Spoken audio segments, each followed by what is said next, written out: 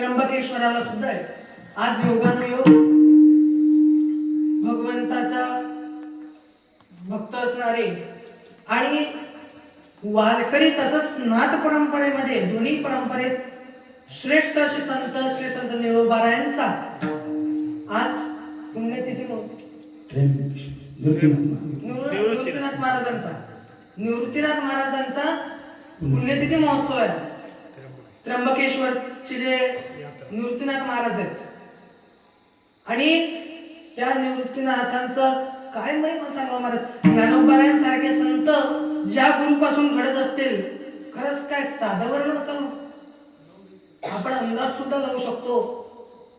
म्हणजे काय महत्वाचे. ज्ञानोबारायांनी जी ज्ञानेश्वरी लिहिली, इतका सुंदर ग्रंथ लिहिला, फक्त बघायसाठी सुंदर नाही, कधीतरी वाचून बघा किती सुंदर आहे. त्यात लोक म्हणतात ज्ञानेश्वरी फार सुंदर ग्रंथ आहे. माझं सांगणं आहे, ज्ञानेश्वरी फक्त सुंदर ग्रंथ दिसण्यासाठी किंवा म्हणल्याने होत नाही, तो वाचून बघा किती सुंदर आहे. काय गोड आहे महाराज. त्याच्यामध्ये सायन्स सुद्धा आहे, तत्वज्ञान सुद्धा आहे, फिलॉसॉफी सुद्धा आहे, सर्व काही त्याच्यामध्ये अध्यात्म आहे, परमार्थ आहे, सर्व सांगितलेलं आहे. आणि म्हणून त्या निवृत्तीनाथांचा आज पुण्यतिथी महोत्सव आहे. आणि बघा त्या निवृत्तीनाथांचं वास्तव्य कुठे आहे? त्र्यंबकेश्वर. आणि हा जो देवगिरी ब्रह्मगिरी पर्वत आहे, हा कुठे वास्तव्य आहे याच माहिती का? कुठे ब्रह्मगिरी पर्वत? त्र्यंबकेश्वरला आहे. आजकाल आपल्या मुलांना तीर्थ माहित नाहीत बरं का. माझी विनंती आहे ना, मुलांना वळण लावा, तीर्थ माहित करून द्या.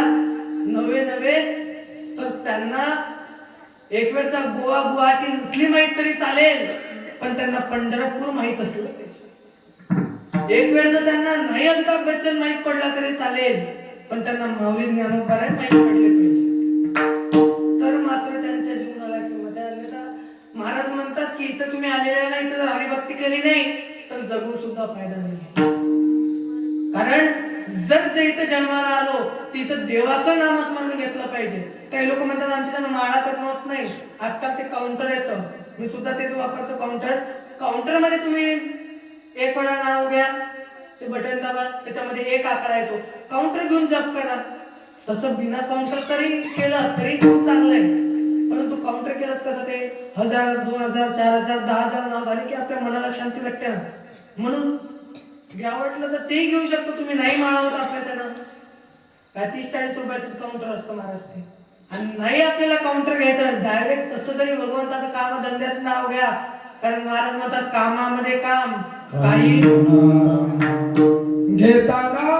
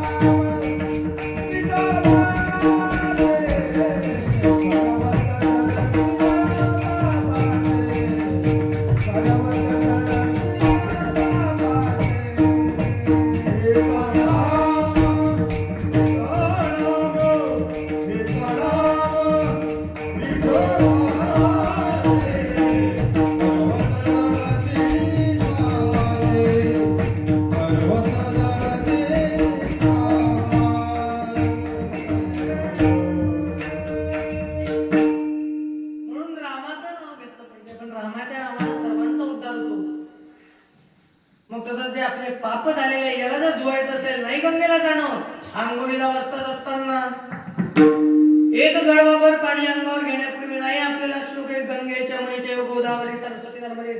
यांच्या लेकरं चालले होते. नाही श्लोक जमत, साधं गंगेचं नाव जरी घेतलं तरी सुद्धा आपल्या सर्व पाप चाललं जातात. आणि जुने लोक इतके हुशार होते महाराज, त्यांना माहित होतं पुढे गेल्यानंतर काही दिवसांनंतर काही वर्षांनंतर हे लोक गंगेचं नाव घेणार नाही. आणि म्हणून त्यांनी ते पातीला आणलं.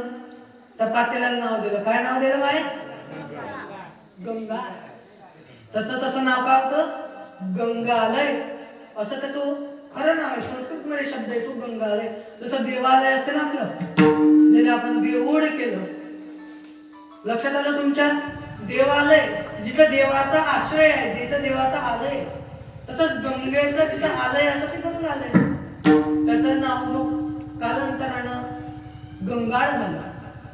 गंगाळ नावामध्ये तरी गंगाळ आज पिंट्याची आई आंघोळ, जरी पिंट्याची आई शब्द येत असेल तरी समजा आंघोळ करायला एखादा माणूस गेला की मोठ्या नावाला तर पिंट्याची आई गंगाळान बरं.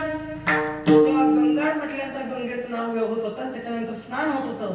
त्याच्यामुळे तिथे गंगेचं नाव घेतलं जायचं. काही दिवसानं बघा आता ते बालत्या आल्या, बाटलीच बाटली कधी आपल्याला ते पापापासून लांब. असं जे काही आपल्याजवळ कंटेनर आहे त्याचं काही हे नाही, परंतु असताना आपल्या तोंडातून गंगेचं नाव निघालं पाहिजे. हे जुन्या लोकांचं त्याच्या मागचं अर्थ होता, काहून नाव दिलं जायचं. परंतु आजकाल आपण सर्व आपली संस्कृती विसरत चाललेलो आहोत. म्हणून माझी विनंती आहे, नाही आपल्याला गंगेला जाणं होत, घरी आंघोळ करत असताना गंगेचं नाव घ्या. गंगेचं नाव घेतल्यानं पाप दूर जातं. आणि जर ब्रह्मगिरी पर्वत सदा डोळ्यानं पाहिला तरी यमाची पुरी म्हणजे यमलोकातून आपल्याला यमलोकात चुकतं जायचं काम नाही महाराज. यमलोक फक्त ते ब्रह्मगिरी पर्वत पाहायचं काम आहे. नाशिकला कधी जाता जाता त्या रस्त्याने जर गेले तर थोडंसं लांबून गेले तरी चालेल, पण ब्रह्मगिरी पर्वत डोळ्याने पहा. आणि ब्रह्मगिरी पर्वत कडे जर पाहिलं तर यमपुरीचा जो यमराजा आहे तो सुद्धा आपल्याला न्यायालयात येत नाही किंवा त्याचे यमदूत न्यायालयात येत नाही. महाराज इतकं सांगून थांबत नाही. महाराज म्हणतात हे साधन आहे. तिसरं साधन असं आहे की कुशावर्तामध्ये जर तुम्ही स्नान केलं, कुशावर्त नावाचा कुंड आहे, त्या कुंडामध्ये जर तुम्ही स्नान केलं तर तुमचं वैकुंठाला राहणं.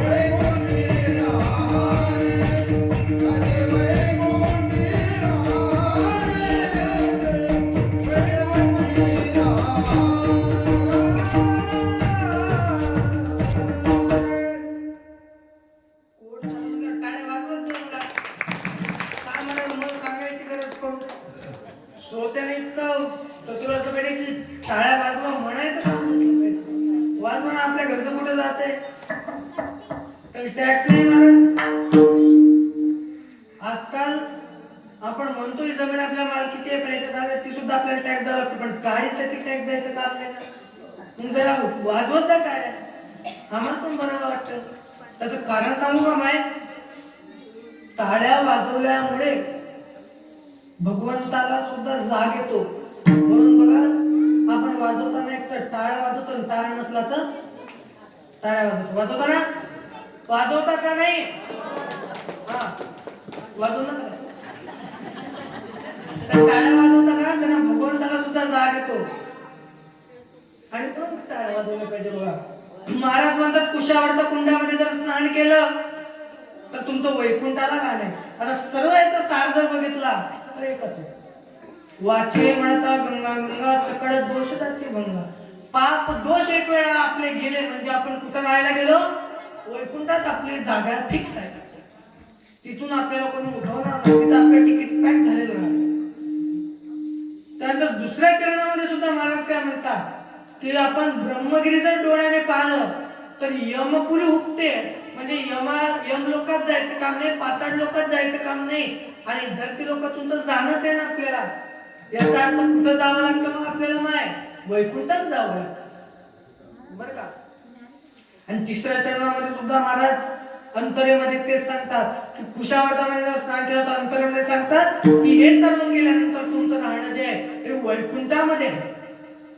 म्हणून इतकं सर्व तर आपण हे करतोच, हे सर्व जगामध्ये शेवटी आपापल्या कामासाठी सर्वजण तळमळ करत असतात. पण माझी विनंती आहे माझ्या बापांनो, नाही आपल्याला कुशावर्तेवरती जाणं होत, नाही ते ब्रह्मगिरी पाहणं होत, घरी बसून गंगा गंगा म्हणा आणि म्हटल्यानंतर नित्य नियमामध्ये रोज देवाचं नाव घ्या.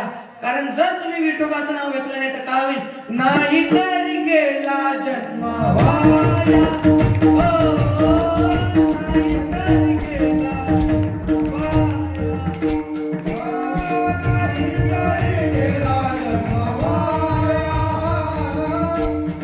तरी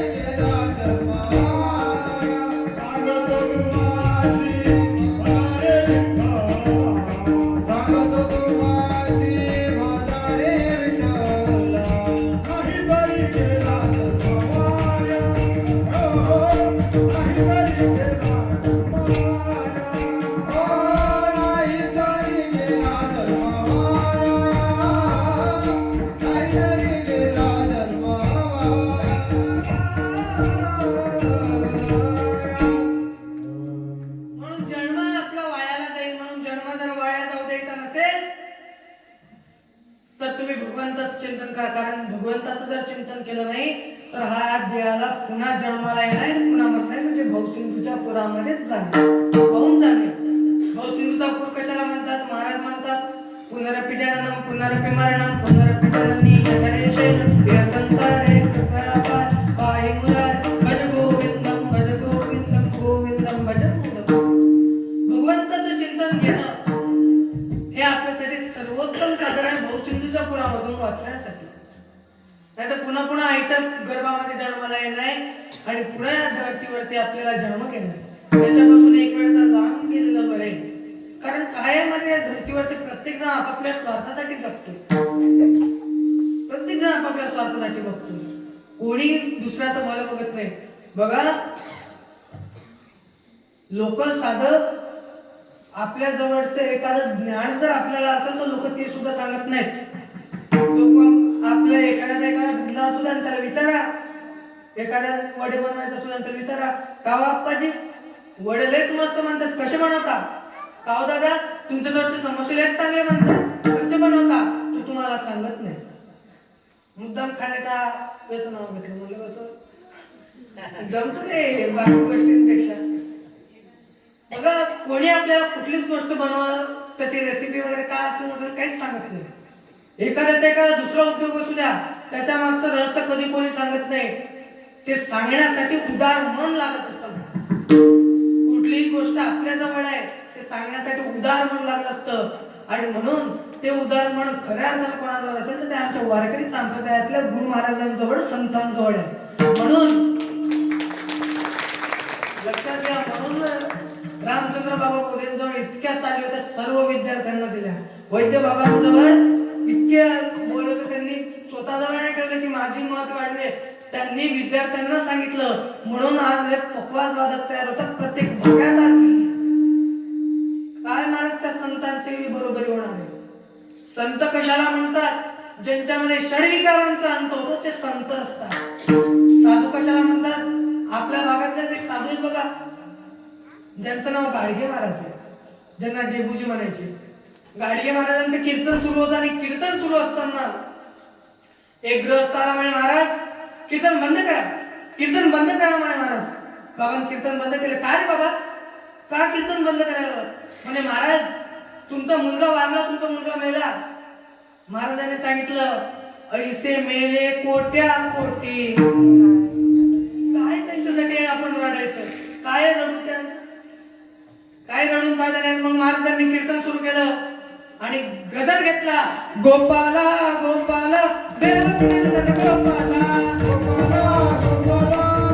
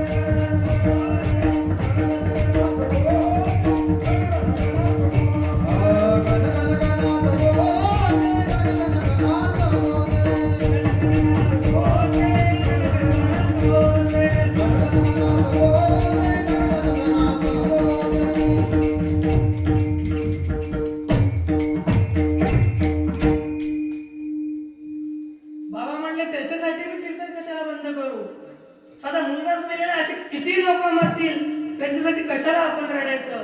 त्याला खरं साधू म्हणावं. ज्याला ना राग आहे, ना क्रोध आहे, ना दुःख आहे, काहीच नसतं महाराज साधूला. आणि म्हणून साधूच्या जीवनामध्ये भगवंत प्राप्ती लवकर होते. नवे तर साधूला भगवंत प्राप्ती झालेली असते. साधूच्या माध्यमातून आपल्याला भगवंत प्राप्ती लवकर होते असं म्हणायला काही हरकत नाही. आणि म्हणून आपण अशा या 9 साधूंचा नऊ नाही तर त्यांची परंपरा जर बघितली तर 84 सिद्ध योगींचा, नवनाथ 84 सिद्ध योगींचा आपण हा यात्रा महोत्सव करतो. पुण्यात नवनाथ 84 सिद्ध योगी भावगीत त्याच्यावर खूप छान आहे. कोण देशचा आलाय हा योगी अलक निरंजन म्हणतोय हो. आदेश बोलो बाबा आदेश, आदेश बोलो बाबा आदेश, आदेश बोलो बाबा आदेश, आदेश बोलो बाबा आदेश, आदेश बोलो बाबा आदेश, आदेश बोलो बाबा आदेश, आदेश बोलो बाबा आदेश, आदेश म्हणणारा योगी कुठून तरी आलेला आहे. त्यानं अलग निरंजनाचा हाक मारले एका माईच्या दारात आणि त्या मायनं वडे दिल्यानंतर तो घरी गेला. घरी म्हणजे त्यांच्या कुटियामध्ये गेला. कुटियामध्ये गेल्यानंतर त्यांनी गुरुला ते वडे दिल्यानंतर ते गुरुला खूप आवडले आणि आवडल्यानंतर गुरुने सांगितलं जा माझ्यासाठी परत वडे घेऊन ये. गुरु परीक्षा बघायसाठी गेले होते. गुरुने परत पाठवलं. तो परत वडे आणायला गेला आणि त्या साधूचं नाव होतं गोरक्षनाथ बाबा. गोरक्षनाथ बाबा गेले, वडे मागितले त्या आईला. म्हणले आई वडे द्या परत. ती म्हणे काही वाटते नाही तुम्हाला, साधू म्हणतो स्वतःला एक वेळा भिक्षा मागितल्यावर परत मागत नसते, तू परत तुला वडे आवडले आले. म्हणले मला नकोय, माझ्या गुरुजींना पाहिजे, मला गुरुंची आज्ञा आहे, कृपा कर तुला जे पाहिजे असेल ते दे. आई म्हणली तुझ्याजवळ आहे काय द्यायला? ते म्हणले आई तू मागून बघ काय पाहिजे तुला, मी द्यायला तयार. आईने सांगितलं तुझा डोळा पाहिजे. घेतला डोळा, काढला डोळा, हातात ठेवला माय माऊलीच्या आणि वडे घेतले. वडे घेतल्यानंतर गुरुजवळ आले. एका हातात वडे होते, एका हात डोळ्यावरती होता. आणि गुरुजवळ आल्यानंतर गुरुजींना म्हणले गुरुजी वडे घ्या. वचननाथाने वडे घेतले आणि नाथ बाबांनी मग वडे घेतल्यानंतर त्यांनी सांगितलं, त्यांनी बघितलं. म्हणले कस काय डोळा गेला, काय डोळ्यावर हात काय ठेवला, रक्त का वाहतंय? त्यांनी सांगितलं की असं असं घडलंय. शेवटी साधू होते महाराज, त्यांनी कमंडलूतलं पाणी घेतलं, टाकलं, डोळा परत उत्पन्न झाल्या. त्याला गुरुभक्ती म्हणतात आणि त्या नाथबाबांची ती कहाणी. या नाथांचा महिमा कमी नाहीये. माऊली सुद्धा नाथ आहेत. निवृत्तीनाथांचे गुरु गैडेनाथ, गैडेनाथांचे गुरु गोरक्षनाथ, गोरक्षनाथांचे मच्छिंद्रनाथ आणि निवृत्तीनाथानंतर माऊली, माऊलींनंतर फारच परंपरा वाढत आलेली आहे. तिथून आज आम्ही इथे उभं राहतोय. मला आनंद वाटतो कधी कधी की मी नाथ संप्रदायापासून उत्पन्न झालेल्या वारकरी संप्रदायामध्ये राहतो आणि माझे गुरु जे आहेत, माझे जे सद्गुरू आहे शुद्ध नाथ संप्रदायाचे परमपूज्य श्री शंकरनाथजी महाराजांसारखे गुरु आज मला लाभले, हे खरंच माझ्यासाठी भाग्याची गोष्ट आहे. साधू शोधणं खूप अवघड आहे या कलियुगामध्ये. आजकाल खूप विविध रंगाचे साधू आलेले आहेत. घरापुढे जर साधू आला तर साधूला गेटच्या बाहेर भिक्षा दिली पाहिजे, हे नियम आहे. आणि जर तो साधू घराच्या अंदर प्रवेश करत असेल किंवा गेटच्या अंदर प्रवेश करत असेल तर तो खरा साधूच नाहीये. आणि तो तुम्हाला कधीच पीठ वगैरे मागणार नाही. एक तर ते तुम्हाला शिजवलेली पोळी मागणार किंवा पैसे मागणार. खरा साधू हा कधी पण कच्चं अन्न मागतो, म्हणजे पीठ तांदूळ या पद्धतीचं अन्न मागतो. हे साधूंची ओळख आहे, ही ओळखलं पाहिजे आपण. आणि म्हणून बघा जे काय पाप करायचे आपल्या हातून काही काही पाप न कळत पण होतात. असं नाही की मुद्दामून केले, मुद्दामून पाप करू नका. आणि जे नकळत घडतात त्यांच्यासाठी उपाय सांगितलेला आहे. गंगेचं नाव घ्या, गंगेचं नाव घेतल्यानंतर हरीचं नाव घ्या आणि त्याच्यातून आपला उद्धार होईल. इतकंच नाही, घेता सज्जनांची नावे तुका म्हणे पापे जाती संताची जपे. तुका म्हणे पापे जाती संताची जाती. पुण्यवंत व्हावे घेता सज्जनांची नावे. म्हणून सज्जनांचं नाव घेतलं पाहिजे महाराज. सज्जन कोण आहे मग या जगात? तर संतान इतकं सज्जन कोणी नाही. आपण स्वतः आपल्यापैकी तुमच्यापैकी सज्जन कोण आहे सांगा बरं. सांगा मी सज्जन आहो म्हणून सांगितलं. काय सगळं खरंच सांग. स्वतः सज्जन म्हणणारा इतका मोठा दुर्जन कोणी नसतो म्हणून म्हटलं. बघा सज्जन कोण असेल तर ते संत आहे. म्हणून संतांचं नाव घेतलं पाहिजे. म्हणून एक वेळा हातावर करा सर्वांनी, हातावर करा. हातावर करा. मागच्या मंडळींनी दादा हातावर करा. मला काही इथून चेहरे दिसायला नाही, नाव दिसायला. हातावर करा दादा. हातावर करा सर्वांना. निवृत्ती ज्ञानदेव सोपान मुक्ताबाई.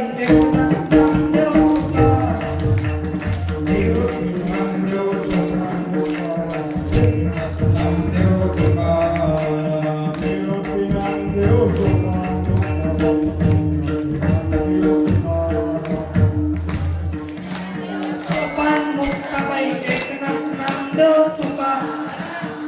एकनाथ नामदेव तुकाराम, एकनाथ नामदेव तुकाराम.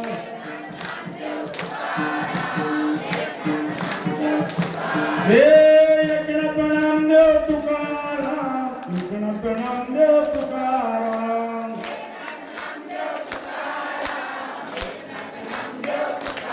हे निवृत्ती नामदेव सोपान मुक्ताबाई एकनाथ नामदेव तुकाराम. निवृत्ती नामदेव सोपान मुक्ताबाई एकनाथ नामदेव तुकाराम. निवृत्ती नामदेव सोपान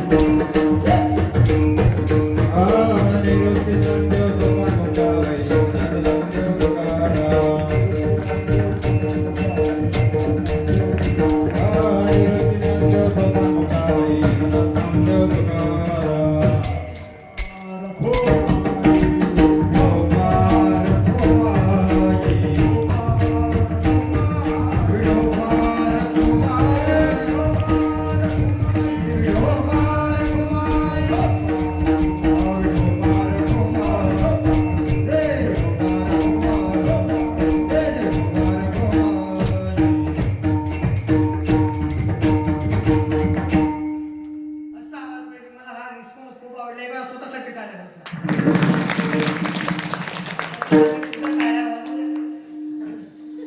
याला आनंद म्हणतात महाराज. जेव्हा तुम्ही स्वतः भजन केलं तेव्हा किती आनंद वाटला. नाही तर आमच्या तर माईकातून भोंगे सुरूच येतात. आमचे नरडे कोरडे होतात पण तुम्ही काय बोलत का असं. पण चांगल्या महात्माला इथल्या छान रिस्पॉन्स दिला. मला अगदी आनंद झाला बघा. आणि असं जर संतांचं भगवंताचं नामस्मरण आपण केलं तर आपल्या जीवनामध्ये नक्कीच उद्धार होणार आहे. आणि म्हणून संतांचं नामस्मरण महत्वाचं आहे. आपली वेळ संपायला आणखी थोडासा टाइम आहे परंतु माझ्याकडे वेळ कमी आहे. थोड्याशा वेळेमध्ये मला विषय सोडून थोडंसं तुम्हाला बोलायचं आहे. आणि म्हणून सर्वांनी एकडा गजर घ्यायचं. गजर झाल्यानंतर आपल्याला शेवटी मला जे काही बोलायचं तेव्हा मी थोडंफार बोलेन. वेळ कमी उरलेला आहे. शेवटच्या कडव्याचा तुम्हाला अर्थ सांगणार आणि नंतर चाल झाल्यानंतर विठ्ठल जयचे विठ्ठल हे होईपर्यंत कोणी उठू नये अशी माझी विनंती आहे सर्वांना. एक वेळा सर्वांनी प्रेमानं भजन करा. ज्ञानेश्वर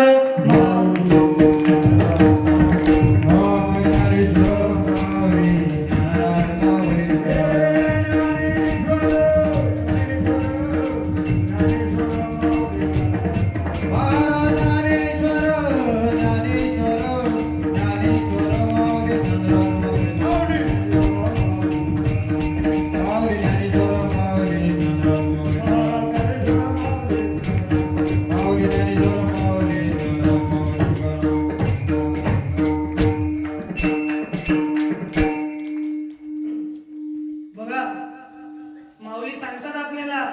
काय सांगतात? नामदेवराय सुद्धा सांगतात भगवंताचं चिंतन केलं पाहिजे.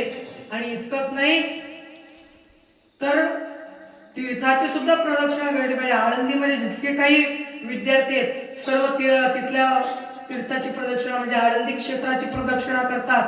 त्याची ब्रह्मगिरीची सुद्धा प्रदक्षिणा होते. ती सुद्धा प्रदक्षिणा आपण केली पाहिजे बघा. कारण ती प्रदक्षिणा केली तर आपल्या पुण्याची सुद्धा गणना करता येणार नाही. इतकं पुण्य आपल्या जीवनामध्ये त्याचं येत असतं. म्हणून माझी विनंती आहे, जीवनामध्ये आपल्या मंदिरामध्ये आलो आपण इथल्या इथं प्रदक्षिणा करा. आपण प्रदक्षिणा केली पाहिजे. प्रदक्षिणेचं सुद्धा मोठं महात्म्य आहे महाराज. आपल्याजवळ इतका टाइम नाही सांगणे इतका नाही तर तुम्हाला सांगितलं असतं बरं का. आणि म्हणून आणि जाताना माझी एक विनंती माय, आपल्या अभंगाचा अर्थ सांगून झालेला आहे. कीर्तन सुटलेलं आहे. करते तर तुम्हाला कीर्तन संपलेलं नाही, सुटलेलं आहे.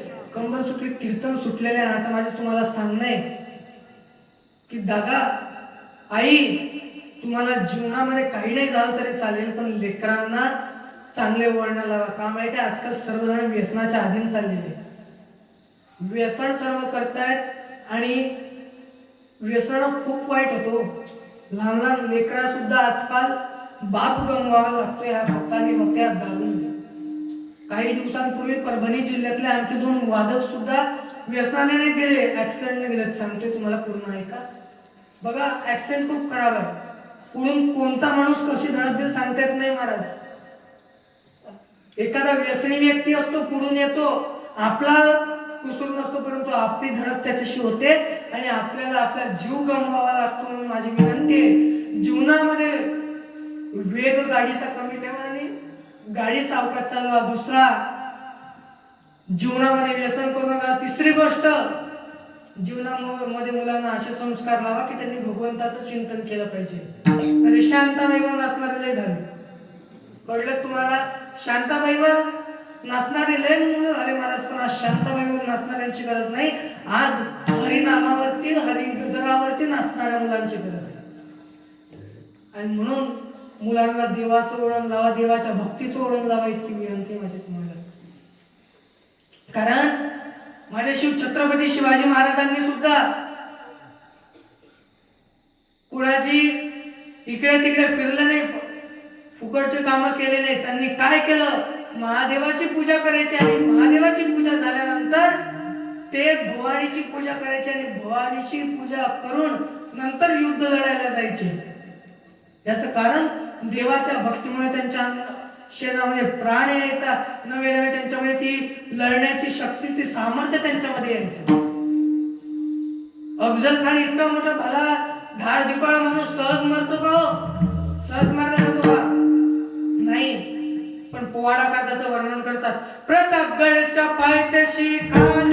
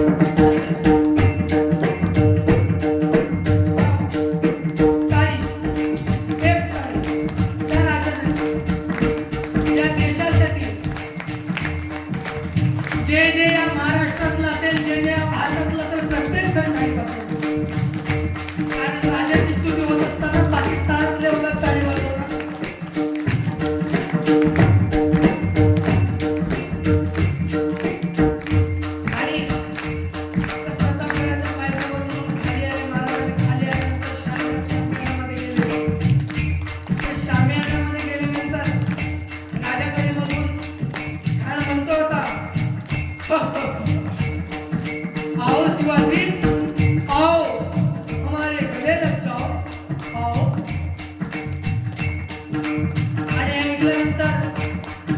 कान हाक मारितो हसरी, कान हाक मारितो हसरी, लोपन नगरी गैरी राजे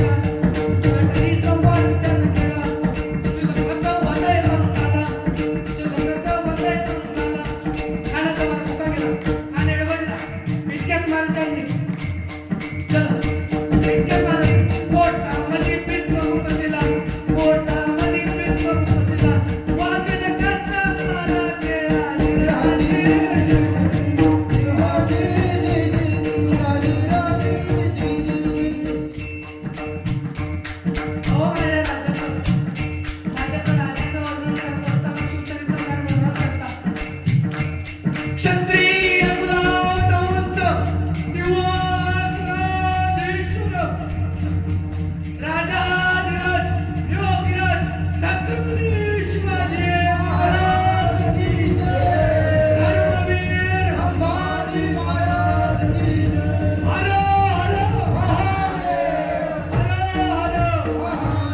हर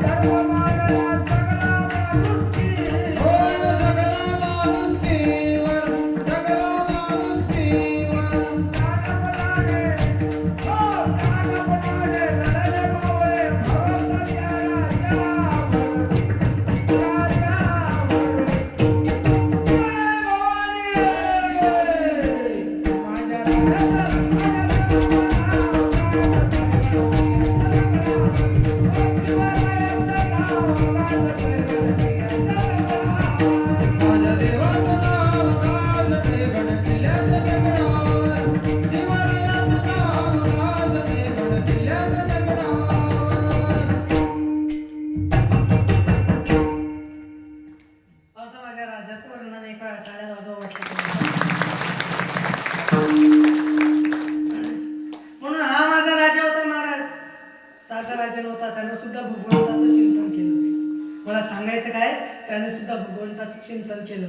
मग त्या राजाने जर भगवंताचं चिंतन केलं असेल, इतका मोठा राजा, तर आपल्यासारख्याने का करू नये महाराज? नाही का? आपण नाही त्या भानगडीमध्ये फार पडतो. पण माझी विनंती आहे, भगवंताचं चिंतन सोडून इतर काही जर का आपण करत असेल तर ते सर्व व्यर्थ आहे.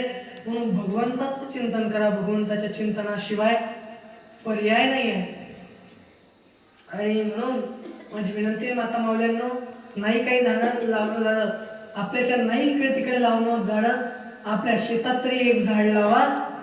इतकंच नाही तर नाही शेतात जाणं, आपल्या अंगणात तरी लावा. स्वतःसाठी एखादं फुलाचं झाड तरी लावा, कारण त्याची गरज आहे आजच्या काळामध्ये.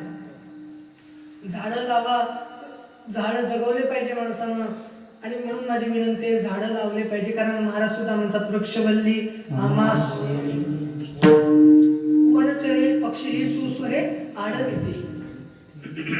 म्हणून झाडं लावले पाहिजे. चांगले कार्य आपल्या हातून घडले पाहिजे. म्हणून इथून जाण्यापूर्वी आपण सर्वांनी एक संकल्प करा की आपल्याला जे काही व्यसन असेल ते आज आम्ही या 7 दिवसांमध्ये या नवनाथ महाराजांच्या चरणामध्ये सोडून देतो. मग काय व्यसन असू शकतं आपल्याला? फक्त दारू गुटखा तंबाखू इतकंच व्यसन नाही, आपल्याला वाईट एखाद्याला बोलणं हे सुद्धा व्यसन आहे. नाही आपल्याच्यानं चांगलं बोलणं होत नाही हे सुद्धा व्यसन आहे. मग अशी काहीतरी खराब गोष्ट आपण या सप्त्यामध्ये सोडली पाहिजे. जर आपण हे खराब गोष्टी आपल्या या सप्त्यात सोडत असेल तर सप्ताह करून फायदा नाही. आज 43 वर्ष झाले सप्त्याला, 3 तप होऊन 7 वर्ष वरती झाली. पुढे काही 5 वर्षानंतर आपला परत 4था तप होतोय, तिथून 2 वर्षानंतर सुवर्ण महोत्सव होतोय. इतक्या वर्षाचा हा सप्ताह म्हणून आपण काही ना काही सोडलं पाहिजे. चांगल्या गोष्टी आपण जीवनामध्ये आचरणात घेतल्या पाहिजे. म्हणून माझी विनंती आहे मायबापांना की आपल्या मुलांना शिकवा, आपल्या लेकीबाळींना शिकवा.